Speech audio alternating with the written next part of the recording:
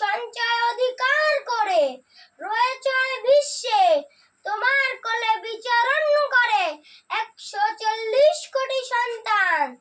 তাদের তুমি করছো দান, শস্য সম্পদ ঐশ্বর্যমান। তোমার কোলে শিশু আসে, আবার কেঁদে ওঠে, হাসি কান্না সুখ দুঃখ দুটি তোমার হাতে। কখনো